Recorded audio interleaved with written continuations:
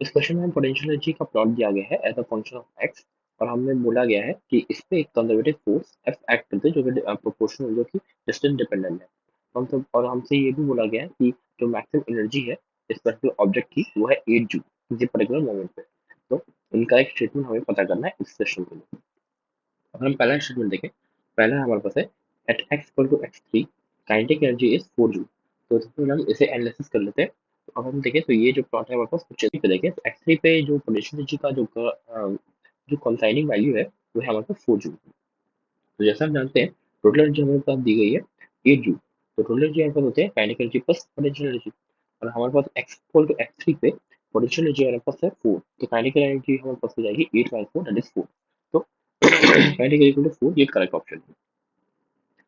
Second हमारे पास है at x greater than x four kinetic energy constant throughout the region. अगर हम यहाँ पे देखें at x greater than x four मतलब इस पर्टिकुलर पार्ट में पोटेंशियल एनर्जी हमारे पास जीरो है।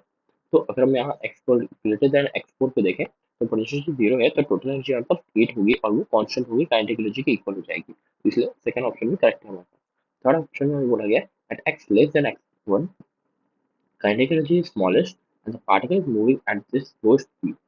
तो अगर हम देखें x लेस देन x1 यहाँ पे भी पोटेंशियल यहाँ पे भी कंजर्वेटिव फोर्स जीरो है इसलिए हमारे पास पोटेंशियल एनर्जी जीरो है। तो अगर हम देखें x लेस देन x1 में पोटेंशियल एनर्जी हमारे पास जीरो है तो टोटल एनर्जी है वो जो टोटल एनर्जी है वो 8 वो कंप्लीटली काइनेटिक एनर्जी में कन्वर्ट होगी और हमारे पास जो काइनेटिक एनर्जी की वैल्यू आएगी वो 8 आएगी।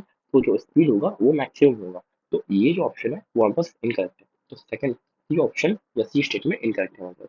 अगर हम फोर्थ देखें, फोर्थ में at x equal to x two ये पॉइंट तो यहाँ पे हम देख सकते हैं तो प्लॉट में पोटेंशियल यहाँ पर जीरो है kinetic energy greatest and the particle is moving at the fast speed.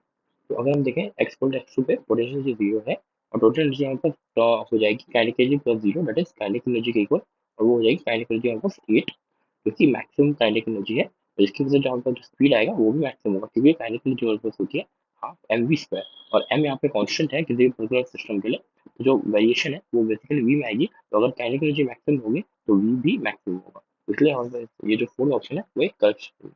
तो इनकरेक्ट स्टेटमेंट होगा वो हो जाएगा ऑप्शन सी।